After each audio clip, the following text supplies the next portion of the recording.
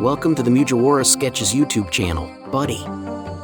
In today's video, we're diving deep into the world of One Piece to explore the legendary swords of Roronoa Zoro, the fearsome swordsman of the Straw Hat Pirates. From his humble beginnings to epic battles, Zoro's swords have a story to tell. So, grab your swords and join us on this adventure.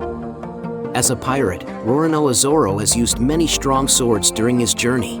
He is one of the most famous swordsmen in One Piece.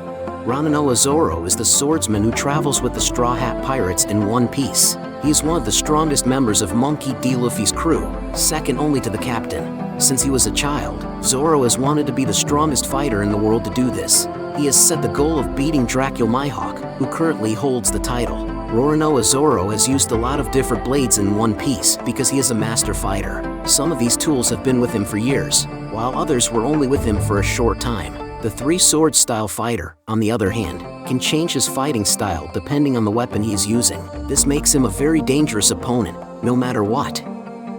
Sword number 9, Wado Ichimonji, Arc, Romance Dawn. Koshiro, Roronoa Zoro's first teacher and the father of his childhood friend Kuina, gave him the Wado Ichimonji. As planned, Kuina was to receive this sword, but when she died too soon, her father gave it to Zoro and told him he would become the best swordsman in the world to honor her memory. There's a good chance that Roronoa Zoro will keep this sword with him until the day he beats Dracula Mihawk. During the time skip, Zoro gains a lot more control over Wado Ichimonji's powers. However, the master fighter will surely learn even more as he gets ready to face his biggest enemy. Sword number 8, Dual Katana, Arc, Romance Dawn. Roronoa Zoro has been a fan of the three-sword style since he was a child, so he already has 3 swords when he first shows up in One Piece. But Zoro can only use Wado Ichimonji now because his other 2 original blades were broken in the fight with Dracula Mihawk. Zoro has a good eye for blades, so it's likely that these 2 unnamed katana weren't very bad. We don't know how long he used them, though. Even so, these dual katana aren't very important compared to the other swords he uses in One Piece. Sword number 7, Johnny and Yosaku's swords, Arc, Arlong Park. Roronoa Zoro has to quickly find a new pair of swords after Dracula Mihawk takes them away. This is so he can fight off the Arlong pirates. In the Arlong Park arc, when the 2 pirate groups fight, Zoro takes Johnny and Yosaku's swords for a short time. Zoro fights Hachi, the octopus fighter, with Johnny and Yosaku's blades, which are often called the Nakiri swords. The Straw Hat Pirate's swordsman has a rough start against his opponent, but he wins the battle with borrowed blades and then gives them back to their proper owners. Sword number 6, Yubashiri, Arc, Lobetown. Dracula Mihawk breaks Roronoa Zoro's 2 katanas, so the young fighter has to go to Lobetown and buy 2 new ones. One of these blades, Yubashiri, is a gift from the owner of a nearby sword shop who admires his bravery. Unlike some of Zoro's other cursed swords, Yubashiri seems to be a pretty good sword. The bad news is that Shu, a marine captain, kills Yubashiri during the Buster Call at Eni's lobby. After the events of the Thriller Bark arc, Zoro honors the sword and then switches out the Yubashiri for a different blade. Sword number 5, Sandai Kitetsu, Arc, Lobetown. There is another strong sword that Zoro got at Lobetown. It is called the Sandai Kitetsu. Sandai Kitetsu, on the other hand, is not as good as Yubashiri. In fact, Roronoa says that this blade is even harder to learn than Yubashiri. Most characters don't know that the Sandai Kitetsu is a cursed blade that comes from the family of cursed Kitetsu swords. But Roronoa Zoro doesn't wait long to show that he is in charge, showing off his natural skill as a blade. Sword number 4, Shusui, Arc, Thriller Bark. Shimatsuki Ryuma, a renowned samurai, once owned the famous katana known as Shusui. It is one of the strongest known swords in the whole One Piece series. Gecko Moria, a warlord of the sea, took both Ryuma's sword and body after he passed away. He uses them to make his army stronger. When Ryuma's reanimated body fights Roronoa Zoro, it is pleased by his bravery and gives Shusui to him as a reward. Being a black blade is what makes Shusui stand out, even though it is one of the 21 great grade swords. Only the best swordsmen in One Piece can use these mysterious swords, which is good news for Zoro's future in the series.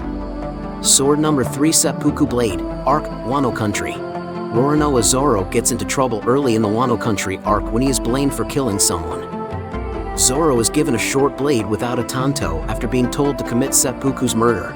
As expected, Zoro doesn't kill himself with this blade instead. He kills everyone in his way, including the judge, who is really the bad guy. Even though it was short and meant to be hard to handle, Zoro has great control over this seppuku blade. Even though the Straw Hat Pirate imbues the blade with haki, the seppuku blade isn't meant for fighting, so Zoro hasn't used it since it became too hard to handle. Sword number 2, Kamazo's Scythe, Arc, Wano Country. As is often the case, Zoro is short one sword in the Wano Country arc because Kyukamaru takes Shusui from him. A man named Kamazo the Manslayer, who later turns out to be the killer of the Kid Pirates, stops the Straw Hat Pirate as he tries to get his sword back. During his fight with Kamazo, Zoro grabbed one of the Kid Pirate's scythes and used it to do a limbo on a Jirai, cutting his enemy in half in a very well animated scene. Zoro loses too much blood during the fight, though, and passes out after his attack. He then gives the scythe back to its true owner. Sword number 1, Enma, Arc, Wano Country. Enma used to belong to the famous samurai Kazuki Oden. His blades were given to his children after he died. Kazuki Hiyori god Enma, which is named after the Japanese god of the dead. She then gave it to Roronoa Zoro, who had just brought Shusui back to Wano Country. The Enma is a very powerful sword that only a few sword masters can handle. It tends to pull all the haki out of the person who uses it. Because of this, it's very strong, but sometimes it hits much harder than Zoro means to. The three-sword fighter has to get much better at using haki because of the blade. During his fight with the King of the Beast Pirates, it even starts to use Zoro's strong conqueror's haki. And there you have it, the incredible journey of Roronoa Zoro and his swords in one piece. Each blade is a testament to his skill, determination, and the bonds he shares with his friends.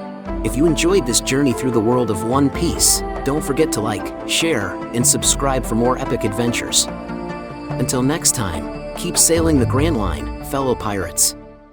We hope you enjoy our funny sketch videos and anime reviews. Don't forget to subscribe to continue joining us on our joyful journey in the world of anime. If you have any wishes, questions, or suggestions for our next videos, feel free to express your thoughts in the comments below.